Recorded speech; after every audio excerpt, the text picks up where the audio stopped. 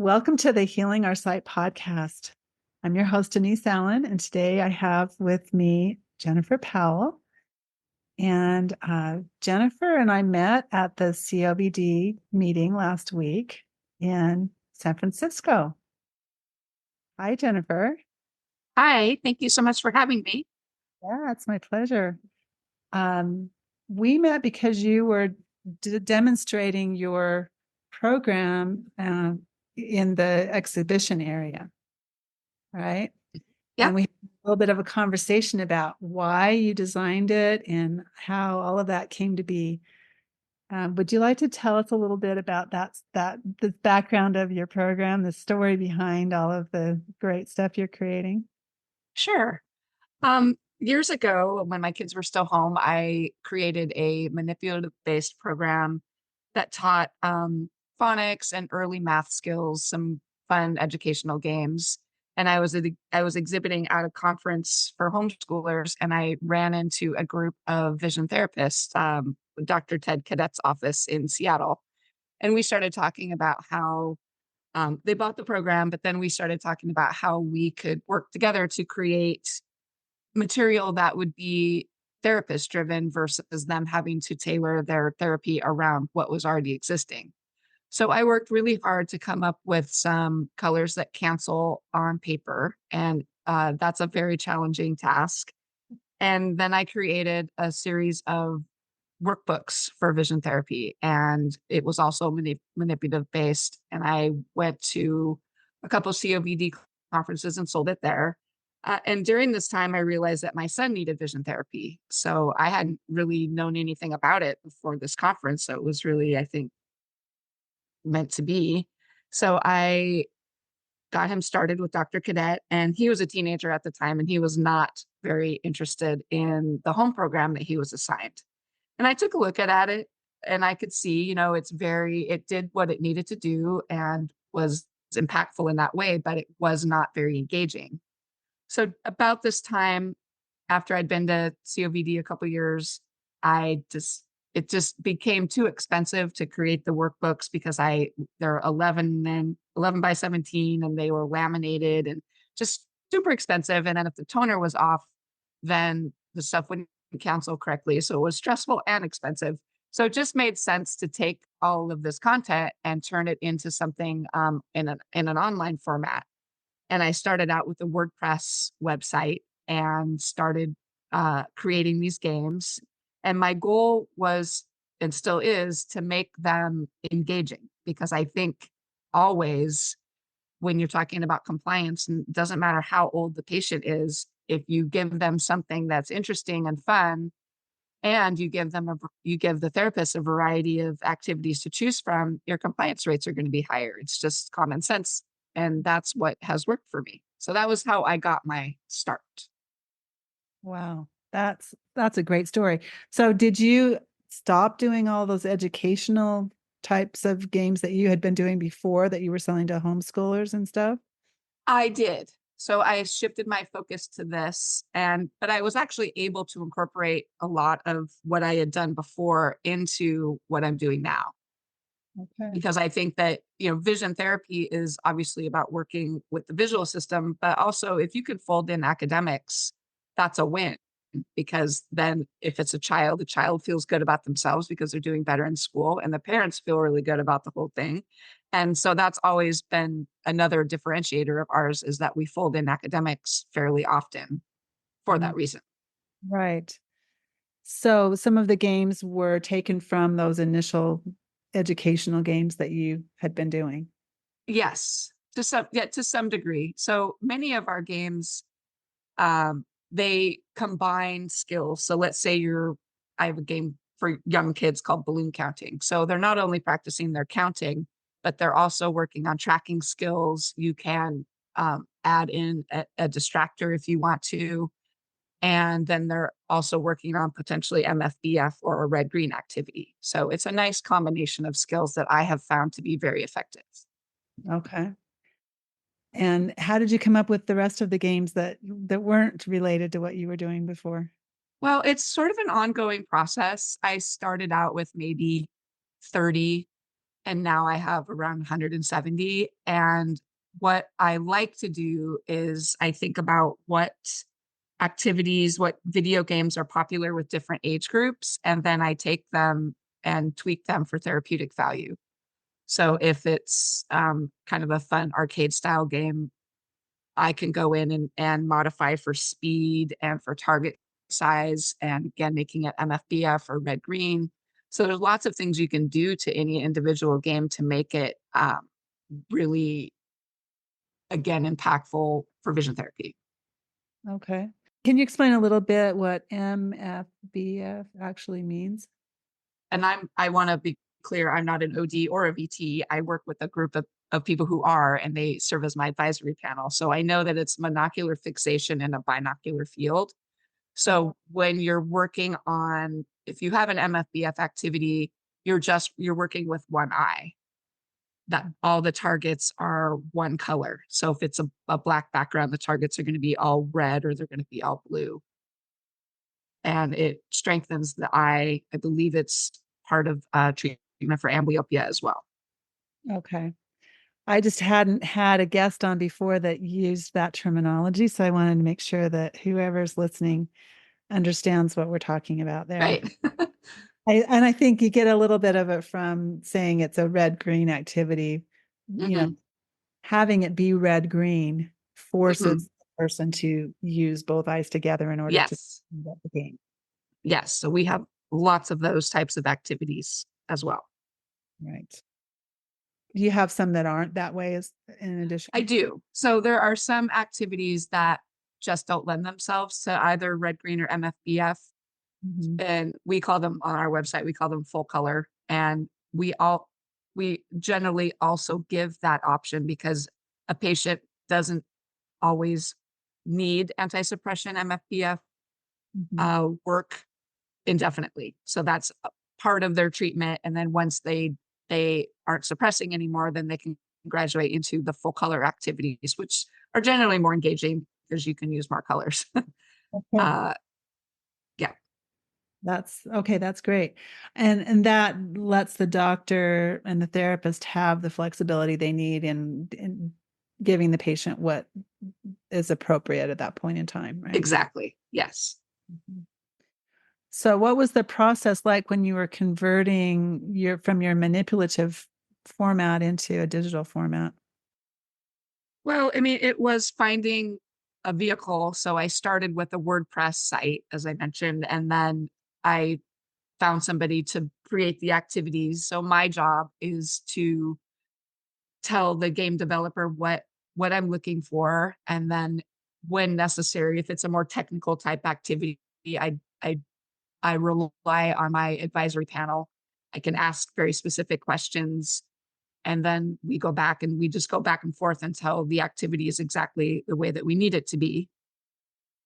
So along the way, I realized that a WordPress site was never going to be able to deliver the level of treatment that I wanted to provide. So in the summer of 2022, I released a brand new website that we'd been working on for close to 2 years. And I was able to take everything that I learned from the WordPress site and then in talking to people and knowing what they're looking for, and then fold that into this new website. And so it's been really great because we can do a lot of things with the site that I couldn't do before, like providing very detailed scoring and compliance information, and then also being able to configure each activity on a per patient basis, because that's the goal, is to have a patient using the activity and then be able to up the demand as they improve for better outcomes. Right. That's amazing. And it's currently only available by prescription, right? Yes, we are prescribed by a vision therapist or a developmental optometrist or a neuro optometrist, and they go in and they use us as part of their treatment plan. Right. Can you explain a little bit about how therapeutic gaming is different than just gaming in general? Because I've heard people say, oh, doing that kind of thing will improve your vision. Gaming in general improves your vision. And I think there's probably misconceptions about the differences?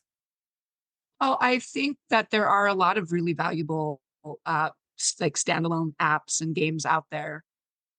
But what I think sets apart something like my site is that, again, you can fold in the red, green, and the MFBF, which you would never be able to do in a regular app environment.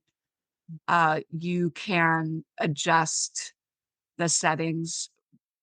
I can do things like have an auditory distractor and set the volume on that, or have different types of auditory distractors and change out colors. And so we offer different background colors with different font colors to accommodate different types of learners.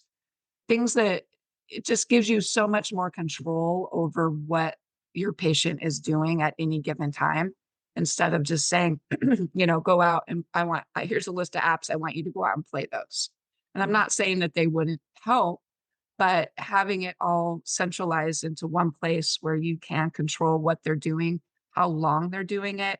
So oftentimes you don't want a patient playing an activity for too long. You want to set those boundaries, and and then again giving different options and different approaches to working on something like ocular motor. There's different subsets of that. So we can give you that.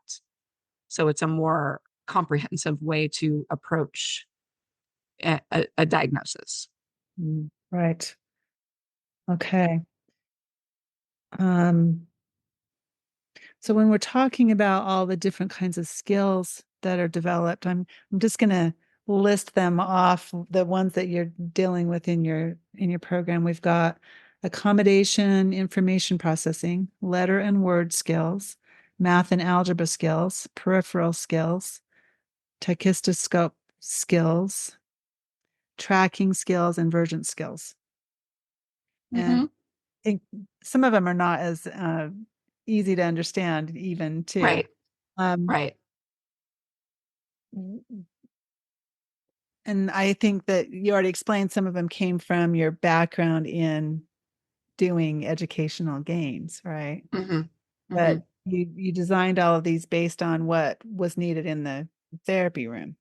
Yes, yes. At the beginning, especially, I had a couple therapists that I work with tell me, well, you need this. So you need a random dot stereogram, which by far was the most challenging of all the activities that we have. Because I don't have that specific background. So I really relied heavily on the people who do to help me figure that out.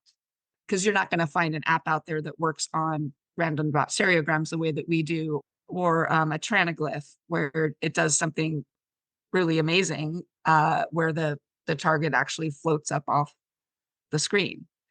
Those are things that are really key by far. Those are the most popular games on my platform. So super important. Peripheral expansion, very important in all aspects of life, driving a car, those kinds of things. So really important skills here. Right. Yeah. I think it's amazing. Do you think you will ever have a program available that is designed to help the general population with those other kinds of skills? 100%. It's something that I've thought about. So what I would do would be to take out the activities with the red green glasses at this time, because that is the biggest part of why a program like mine needs to be a prescription based. This is what I've been told, is that if you don't understand how the red green glasses work and what they are doing to the visual system, you could cause more harm than good. So I would take out the red green activities and sell it as a program to the public for like brain training and that those kinds of things. I mean, anybody can benefit from working on tracking skills and academic skills, that those kinds of things, and perceptual skill building, all good things. So Right. yes, Well, would that have a sports vision aspect to it if you did that way? definitely. So it is something that I think about. I have a lot of sports vision activities already on my website. And one of the things that my team and I are talking about doing is separating the public facing part of the website from the database where all of the activities live. So that way I could have different applications for my database of games. So we could do a sports vision site. So from the public perception, they would come in and say, okay, we're working on sports vision, and then the library of activities would be available to them Right. to work on sports skills. And those would not need to include any of the red green type of activities, right? The one thing that it would be a little bit challenging to work on would be depth perception. So I would have to do a little bit more research on what would be appropriate in that way, because I wouldn't want to overstep. Yeah. Well, or they would have to see the doctor in order to have access to those Right. more advanced skills. For sure. Can you tell us what makes this different than just playing some of these other games online? Because I know there's a lot of programs out there that are like brain development programs Mhm. or skills development or whatever. Um, just for people who don't really understand vision therapy, maybe a little bit of an explanation would be helpful on that. Well, I think again, having the activities that are VT specific, like any type of Vergence activity, a combination where you're using the prism flippers to work on near far, those are things that you would not find in the general public, or games that are out there. And then also having a variety of these type of games that are all administered by one website, so that you can go in and you can check on scores and check on improvement, and be able again to modify an activity, because there's a lot of that kind of stuff out there already and they do a good job, but it's either automated by the app itself or you automate it for yourself. Whereas in our case, generally the therapist goes in and, based on progress, will up the demand or decrease it so that it's appropriate for where the patient is at that time in their treatment. Because you don't want to go too far too fast, especially if you have somebody with a traumatic brain injury. You don't want to overwhelm. You want that to be a slow, steady progress. Right. Okay. I think it's so fascinating.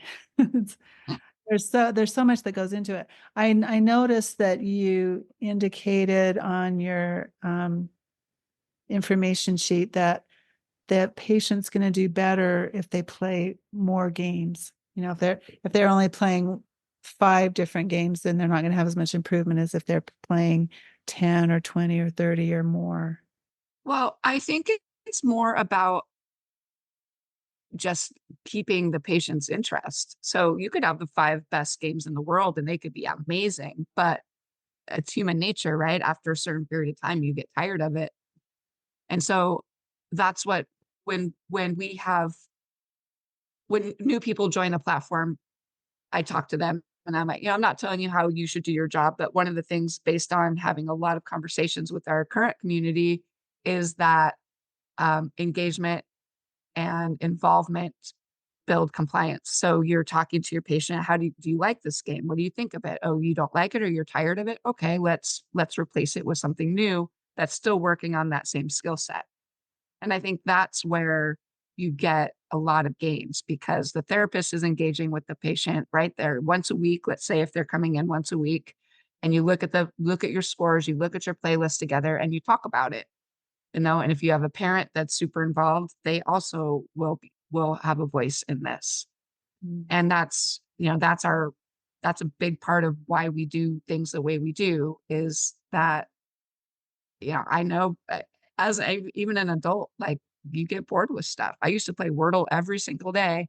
Now I play like maybe every couple days, and just things like that. I mean, in something new, like I like the New York Times games, so they've released a couple new games lately, and I play those more because they're new and different, and they challenge me in a different way. So that's why we do that. It's And I, then, oh, I sorry. think it's amazing that you've come up with so many games. Well, the neat thing about it is that we hear from our community all the time, like, "Hey, can you build this game? I have a patient that would really benefit from this." And Mhm. so we do. And I love that because I think it shows that we can be responsive to the needs of our wider community that includes our patients.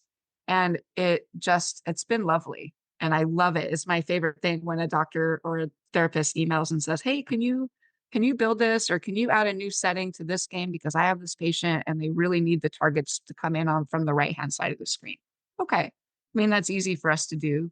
And, and I love it because at the end of the day, it means that we've got this amazing library that was actually built by our whole community, not just us, not just our visual brain, but everybody. That is a great model. Thank you. Yeah. So, do you find that more of your doctors are developmental optometrists rather than occupational therapists, or is there kind of a balance between those? At this time, I am more vision, so more developmental and more neural optometrists. Uh, I have started to branch out a bit into occupational therapy, taking away the red, green, and the MFPF. What I have found that the OTs are really interested in are the ocular motor skills because what and I don't know how long this has been known, but that behind a lot of the common diagnoses like dyslexia, dysgraphia, there is an underlying vision problem. And Mhm. so it's been really cool to be able to have these conversations with these OTs and talk about, yeah, and vision is a key component because how can you address some of these issues if you don't really dig in and address what's at the root of the problem. So that's been really great. I'm excited about it. Do any of the doctors use it as the treatment? In other words, they're not doing in office treatment so much as they're saying yours is a mild case and you can just do this, and we'll track it and see you less often or something like that. I believe yes. So actually, the Western University, Dr. Brad Habermill and his team, they just did a short capstone study using only our visual brain to work on vision skills. And it was a small pool of, it was actually OD students. And so they unfortunately didn't have as much time to put toward their therapy. So their compliance was, I think the highest was like 55%. So we'd love to see higher than that.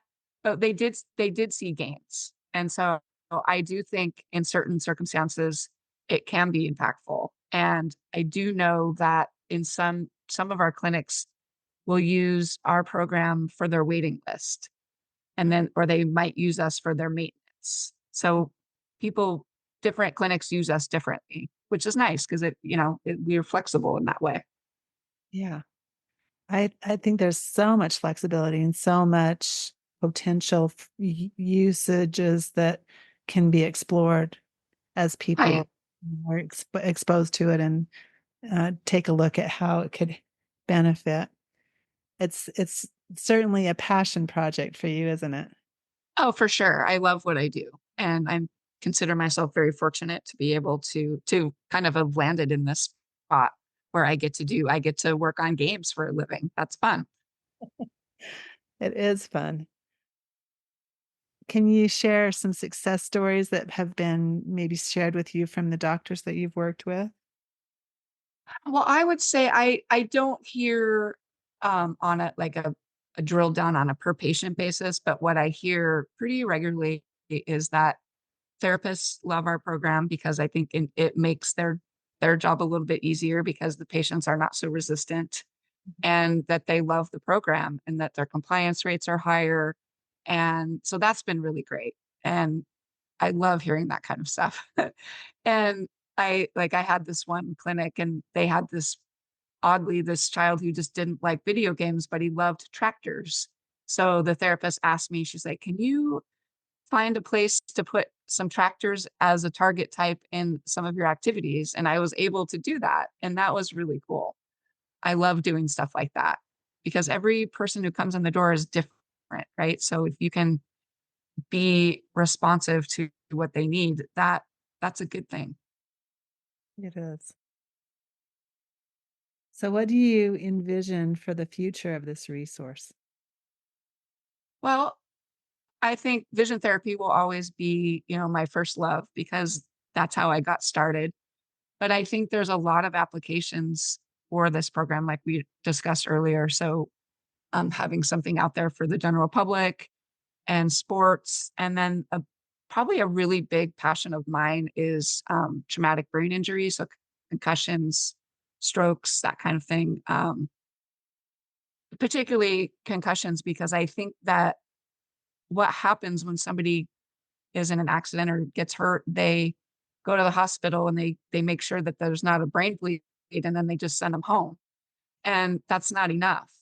And so I've done a fair amount of reading on, so say TBIs in the prison system and in juvenile facilities, where a huge percentage of people there have had at least one or more undiagnosed traumatic brain injury.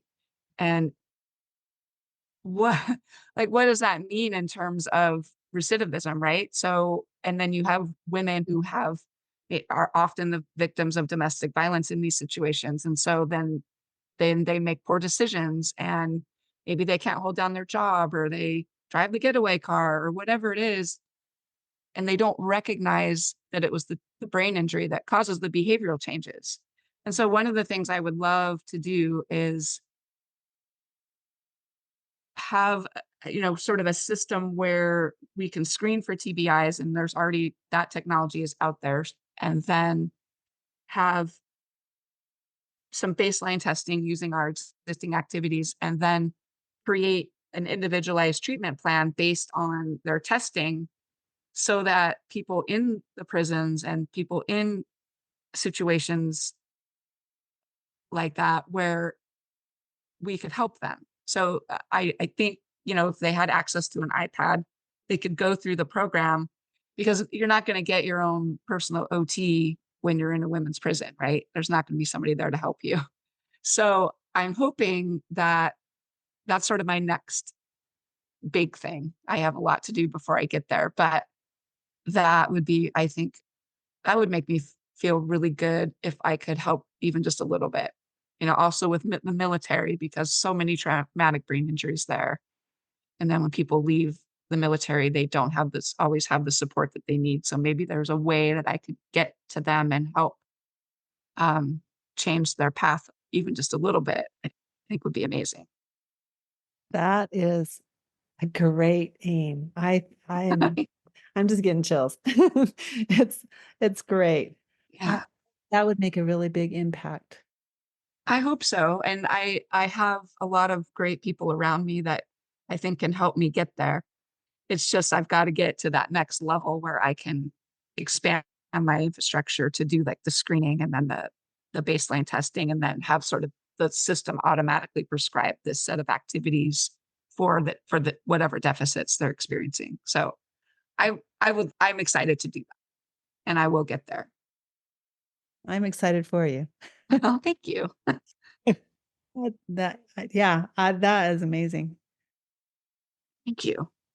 Um, I think that's a great place to stop. And do you have any final words of wisdom that you want to share with No, listening I today? don't think so. But I will say, when I go to these conferences, I love meeting people who landed where they are in kind of similar ways to me. Because I think that the entrepreneurial spirit is strong in people who have this big motivation behind them, right? Like, I met a guy a couple years ago I think it was in Kansas City, and he got into making eyeglass frames for his daughter, who has, I forget what her diagnosis is, but she's basically blind in one eye and needed glasses, and they didn't like the glasses that were available to her. So they started this company and made these really amazing frames for kids. They looked really cute. And so and he had a similar story to mine. And I love hearing stories like that. So if you have a story like that, see what you can do to get it out there. Yeah, I am happy to share all of those stories that people wanted to bring forward. Hmm. I hope people will contact me with them if they know of those kinds of things that are going on. It's just fun to know that we can make a difference based on the knowledge that we have, the passion that Yeah, we have for what we've discovered. I agree. It's good stuff. Absolutely. Thank you so much for being on today. You're very welcome. Thank you for having me. This has been fun.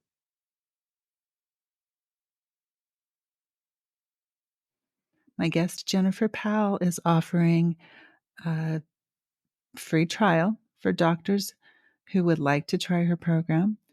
So, patients, you can share that with your doctor, and doctors who are listening, use the code that I'll put in the show notes. Thank you for listening to the Healing Our Sight podcast. I'd love to hear from you. If you like this episode, please share it. And please join our Facebook community at Healing Our Sight to leave suggestions or comments. Have a great day.